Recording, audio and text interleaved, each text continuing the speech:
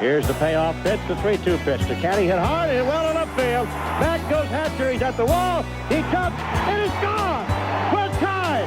Candy Maldonado has hit a home run to tie the game at 5.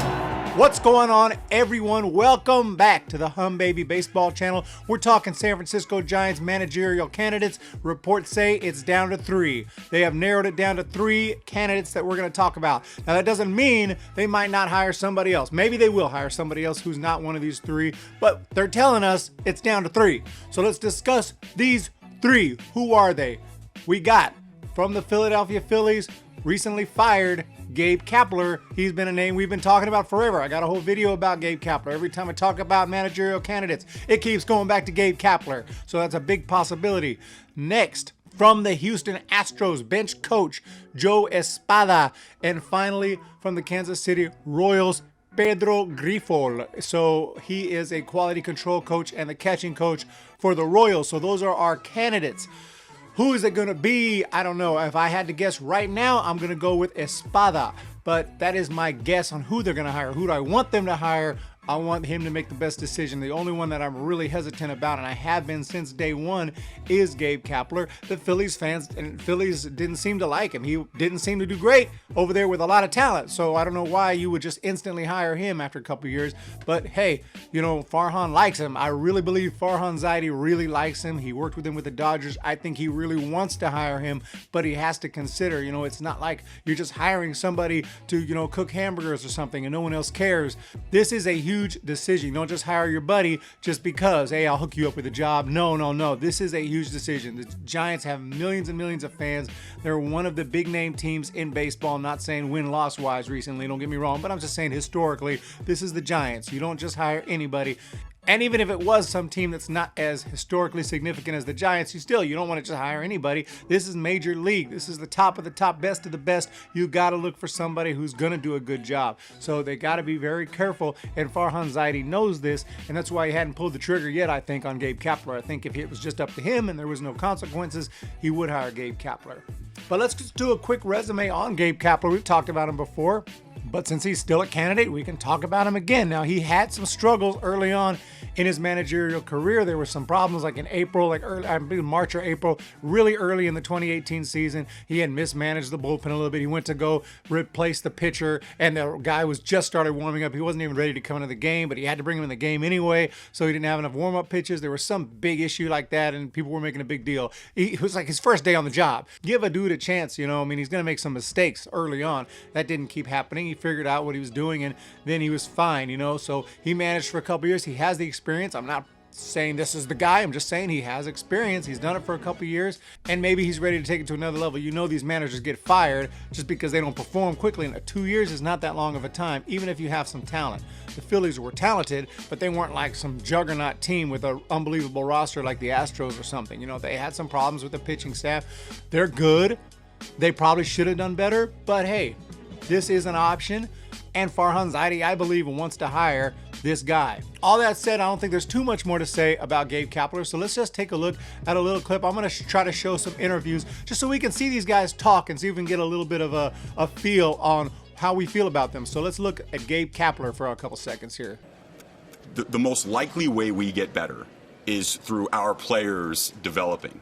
And I think we saw that last year. There's a major leap from 2017 to 2018. A lot of baseball games won. Most of that development was our players just taking a step forward rather than us adding pieces. Now, obviously, I think you take a leap when 2 things happen. Number 1, your young players develop, and number 2, you add really good baseball players.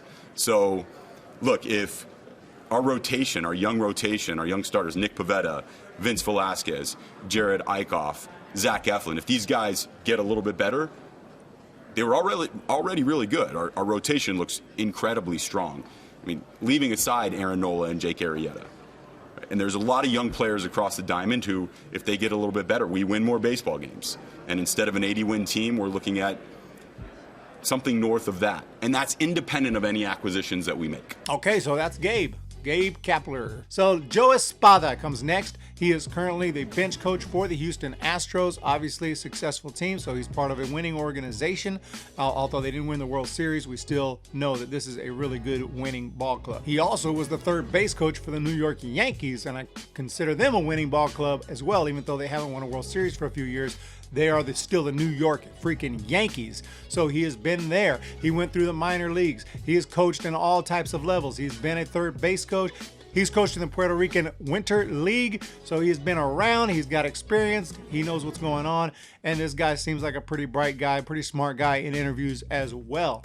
Also important to note, he's bilingual, so he speaks Spanish, so that's going to be helpful. And remember, we do got some really big prospects coming up through the system who are going to be Spanish-speaking individuals. Elliot Ramos comes to mind. Marco Luciano comes to mind. So we got that. That is the second candidate, who is one of the finalists, Espada. That's my pick, but we'll have to wait and see. But let's take a look at Joe Espada and see how he talks. Let's listen to him for a minute. Did you guys had expectations to be in this situation, possibly win a World Series? Yeah, that's been our number one goal since day number one, since spring training. It's to get to the World Series and win the World Series. But again, credit goes to these players. They worked so hard to get here, and there's so much work that goes into this, and just excited to be part of this. Was it a surprise for you guys to listen and learn about the Max Scherzer was not pitching today, and now Joe Rose is going to be pitching? What do you guys know about this guy? Now we still got to go out there and perform. We still got to go and with our game plan and do what's best. But our expectation is to just go out and compete and try to win this game. So that's Senor Espada, and he sounds pretty cool guy. And we'll see about that. So last on the list is Pedro Grifol. Yes, Pedro Grifol from the Royals, and he is a quality control coach and the catching coach. And this is not the first quality control coach that we've had as a candidate, and people wonder what the heck is that. And basically, from my understanding, is the quality control coach is someone who works with the analytics department. He gets the analytics. He also gets the scouting on the other team, the scouting reports and things like that. He gets that information, and he's kind of a person who's able to transfer that information from the analytics department, all that, into the minds of the actual players. So he's just a bridge between all these departments that do the scouting and the analytics, and he's a bridge between them and the players. So very important that someone like that probably would speak a second language. He speaks Spanish as well, so that would be helpful. And this is a guy who has a lot of experience as well, a very similar resume as far as, he played in the minors. He never made it to the big leagues. He coached through the minors. He's coached at the major league level. He's been a hitting coach. He was also the director of minor league operations for the Mariners before his current job. And obviously now he's with the Royals, and he's been with the Royals for about 7 years. So this guy's got experience as well. Seems like a smart guy as well, and another big option there. And he is on the table as the third possibility, and I think that is a good possibility there. And I'll see what I can find. If I can find any clips of him speaking, let's check it out. Hoy la meta mía hoy era venir aquí y observar nada más. Yo he hablado con todos los técnicos en la última semana y media, y tengo un poco de lo que está pasando y quién está jugando bien, quién no, y los pitches, que es lo más importante. Pero necesito ver el entusiasmo que hay durante los juegos, la intensidad.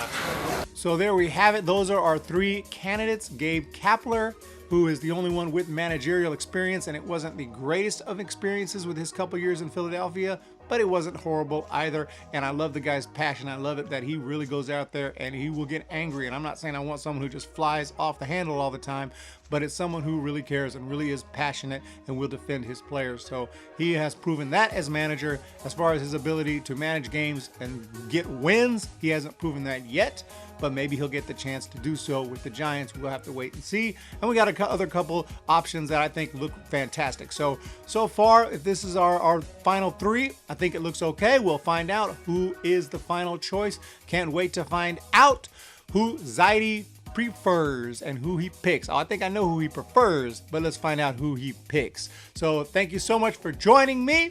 Go ahead and hit that subscribe button if you're not already subscribed. And it's really important that you please hit that thumbs up, and it would mean everything to me. It would mean everything to me if you could do that. Thank you guys for joining me. Follow me, HumBabyBB, on Twitter, and y'all have a fantastic day. See ya. When the Giants come to town, it's bye bye baby. Every time the chips are down, it's bye bye baby. History's in the making at Oracle Park.